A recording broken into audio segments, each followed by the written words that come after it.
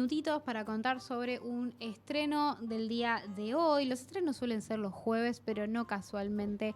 Por algo no se estrenó hoy. Exactamente. Un viernes, lo comenté hoy a la mañana en el Noti, es El juicio de Ulises de la Orden. Es una película que yo estaba esperando mucho, sobre todo después de enterarme que estaba existía. sucediendo. Tuvo un recorrido por festivales, entonces tuvimos que esperar un poquito. En el medio, Argentina 1985, revolución total. Y acá estamos, porque es un documental que viene a contar un poco la misma historia del juicio de las juntas, pero a través de material de archivo. Porque justamente tenemos eso, ¿no? Tenemos mucho material de archivo de ese juicio. Sí, fue filmado a 2 cámaras por ATC. Y lo que hace durante 90 jornadas, y el resultado son como 530 horas más o menos que tuvieron que revisar el equipo de Ulises de la Orden para este documental, que termina durando 3 horas. Ok. Es bastante largo, bastante largo. Sí, tomando de base que el material no crudo son 530 horas... No me parece que les haya faltado síntesis, aunque me digas 3 horas. Claro, Siento que claramente lograron sintetizar igualmente. Hay un poder de síntesis importante en términos de 530 horas, pero bueno. Es una película larga, sí. Sí, es una película larga. Es una coproducción entre Argentina, Italia, Francia y Noruega. Mira. Y se va a estar dando todos los viernes a las 8 de la noche en el Malva. Okay. Ese es su espacio de estreno y su primer espacio de circulación. Saben que mientras mejor le vaya, en general el Malva extiende la programación. Ha sucedido con otras que duran varios meses en cartel. Así que nada, eso lo tiro como para que lo tengan en cuenta. A mí es una sala que me parece que queda un poco tras mano de la vida, pero está buena, es linda. Pero es una linda la conozco sala, y me parece muy linda sala, así que si pueden ir, ya que estaban, parece que está bueno ir. El museo y es muy bello. Exacto, es muy bello.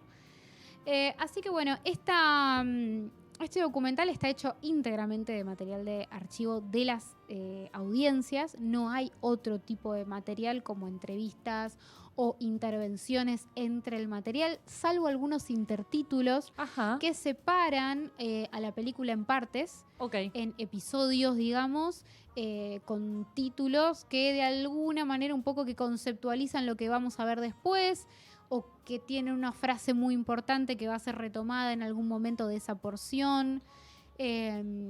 Pero, digamos, desde un lugar medio conceptual, yo no cronológico. Que sí, no, para nada. Bien. Eso es interesante. Me parece que el orden no está establecido de una forma cronológica. Está establecido de una forma conceptual, como mencionás vos. Bien. No es que hay una cosa de día 1 del juicio, día 90 del juicio. Es una cuestión más transversal a eso. De hecho, me da la sensación que muchas cosas pueden haber sucedido en cualquiera de las instancias. Claro. Y que de hecho el alegato final de Stracera está repartido en varias partes de la... Bien. Te diría que en los comienzos de estos episodios está diseminada este texto, que verdaderamente lo revivo con esta película, incluso más que con Argentina 1985, y digo, es un texto hermoso que deberíamos tener muchísimo más presente en la cotidianidad, y sin embargo, por lo menos yo hasta Argentina 1985 no lo tenía tan presente, más allá de esa frase final. Claro. Sin embargo, todo el recorrido que hace este texto es precioso y me parece que recontra vale volver a leerlo cada tanto porque es muy, muy lindo. Sería como el preámbulo de la Constitución y este texto. Tal cual. Yo lo daría en la escuela. Y después, nada, hace como estos recorridos como los que te estaba diciendo, un poco más de temáticos, mucho en la voz de los testigos que en realidad eran víctimas, pero que estaban declarando como testigos. Claro.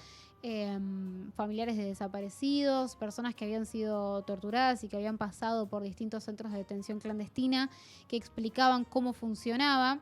En ese sentido, yo hoy a la mañana en el Noti lo comparaba un poco con el texto de la CONADEP Nunca Más, porque es muy crudo, digo. Sí, claro. Cuando uno lee las primeras páginas del Nunca Más, yo encima lo leí muy chica, recuerdo que es como un texto bastante violento. Sí, sí, O sí. sea, va como al nudo de la cuestión y a las vejaciones más fuertes. Acá pasa algo muy parecido. Vamos a encontrar testimonio de cosas muy crudas, muy fuertes.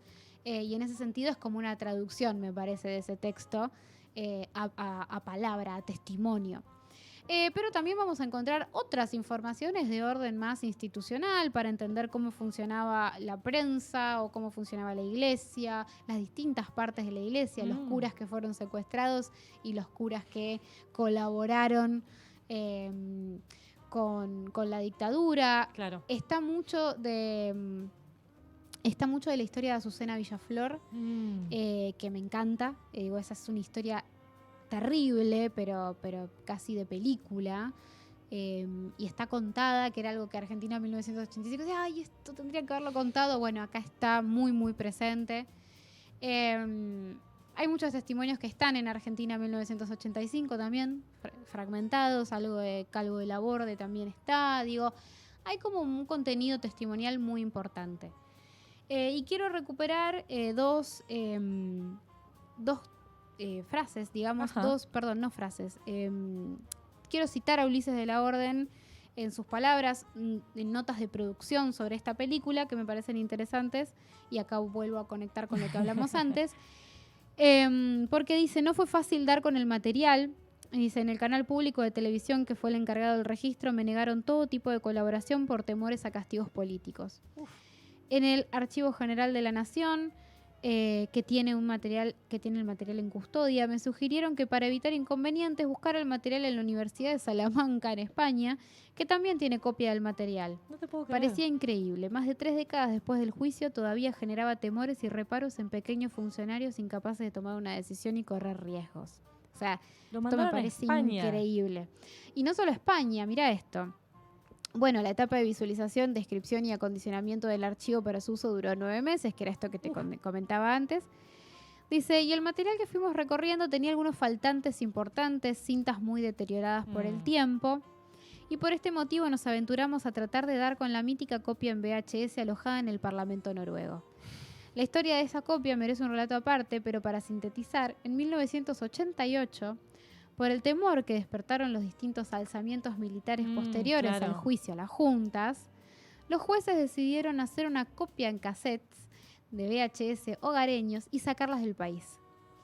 Y de todas las instituciones consultadas fue la International Penal and Penitentiary Foundation, con sede en Dinamarca, que hizo de nexo con el Parlamento noruego, donde descansan estos archivos en VHS, protegidos de nuestra propia historia, básicamente. Qué locura, ¿no? Eso me parece impresionante, y ahí como que conectamos un poco con lo anterior, que tiene que ver con que, por ejemplo, vamos a decir cualquier cosa, pero si Noruega no cuida su patrimonio y su archivo, se pierde nuestra historia también. Exacto. Porque nos están cuidando cosas. Exactamente. Y si acá no se cuidaba el archivo, y de hecho no se cuidó, pero salieron las cosas más o menos bien, no existía Metrópolis, porque es una película alemana, pero que nosotros teníamos el negativo original. Digo, esta cosa como de un mundo que de alguna manera el patrimonio es de todos y estamos cuidando el patrimonio de todo el mundo, me parecía interesante. Totalmente de acuerdo. Así que bueno, esos son algunos comentarios sobre el juicio de Ulises de la Orden. La pueden ver, como decía antes, en el Malva a las 8 de la noche todos los viernes. Muy de bien. Abril, por lo menos. Muy bien, me encanta. Vamos a verla. Bueno, querida. ¿Y ahora? Y ahora entonces escuchamos la última canción del día antes de despedirnos, que es Himno de mi corazón, de Los Abuelos de la Nada.